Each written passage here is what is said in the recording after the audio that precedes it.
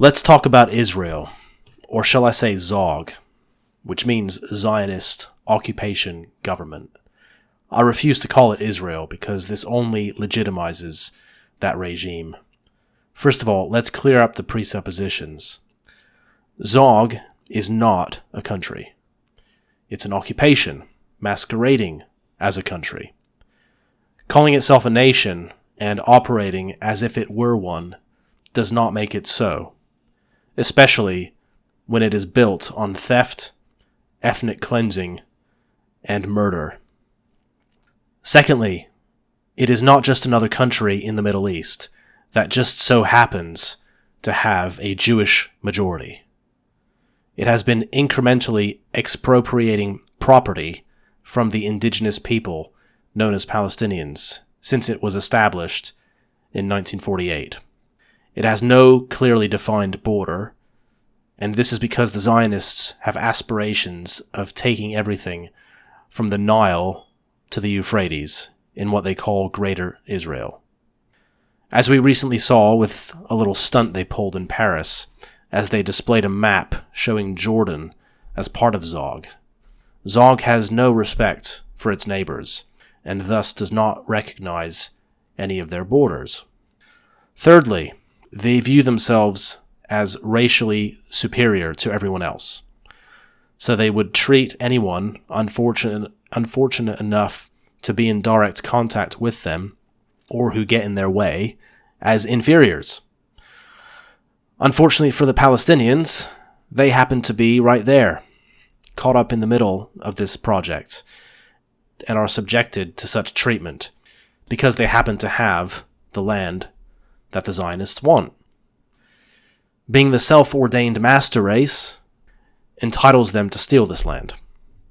Now, how can they get away with this?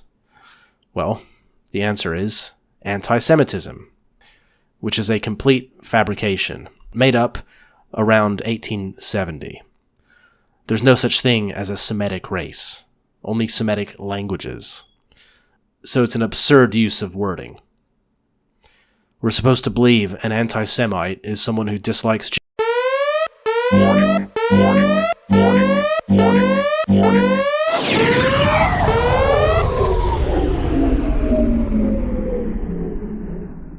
This is the police. We have you surrounded.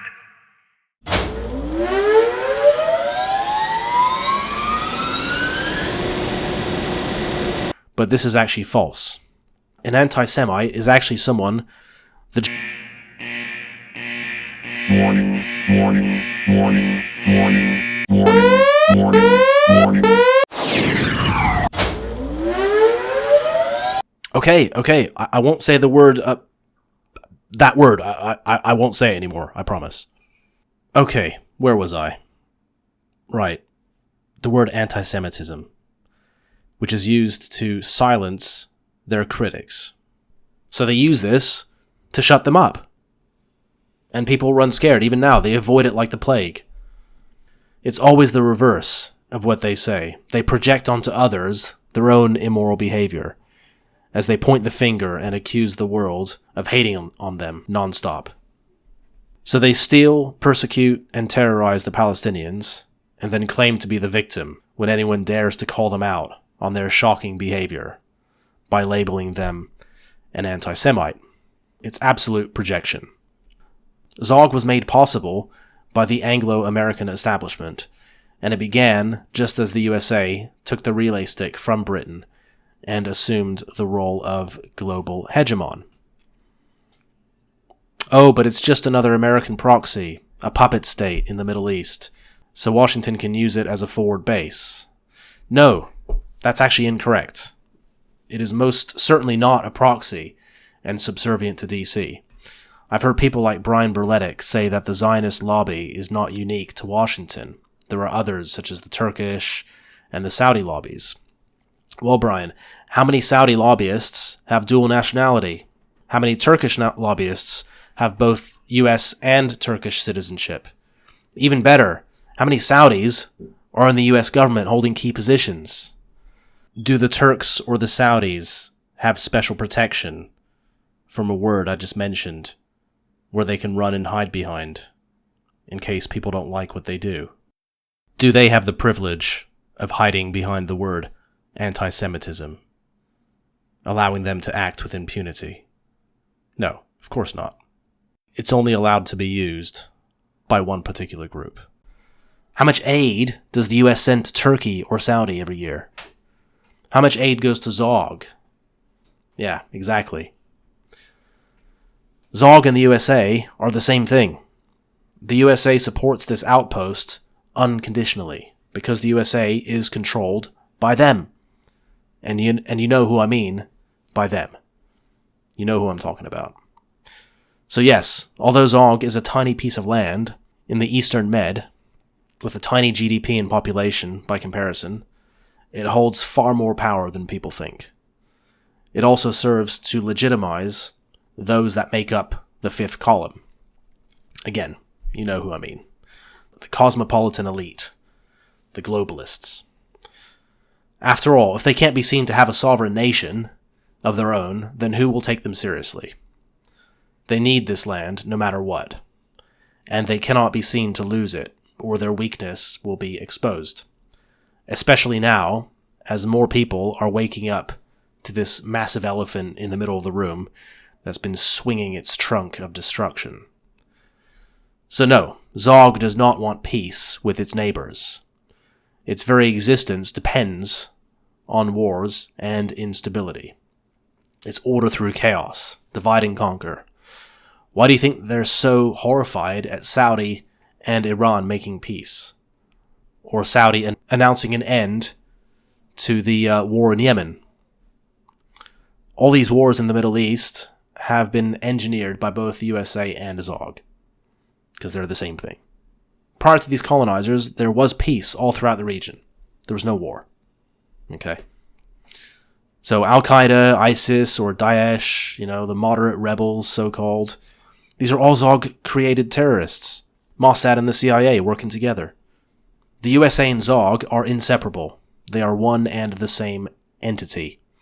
There is absolutely no way they will ever make peace with their neighbors. Not a single country in the region has a population that even remotely supports the existence of this fake country that was built on theft and ethnic cleansing. The entire Arab world is opposed to this monstrosity, and at least they're not afraid to say so. Not because they hate, no. Because they know it's immoral. They know what's going on. Oh, but wait, don't they have a right to defend themselves? Do they not, have a right to protect their own interests? All their neighbors want to destroy them, right? Well, put it this way. If I broke into someone's home, killed some of the occupants, and chased the others out, then claimed it was my house, I'd feel the need to defend myself, as the people I just murdered and stole from return with the whole neighborhood determined to reclaim their house. Oh yeah, I'd be bricking it. I'd be terrified. Of course. They want retribution, and rightly so. Right, so they believe they're the master race with superior DNA. Other groups are subhuman and therefore inferior.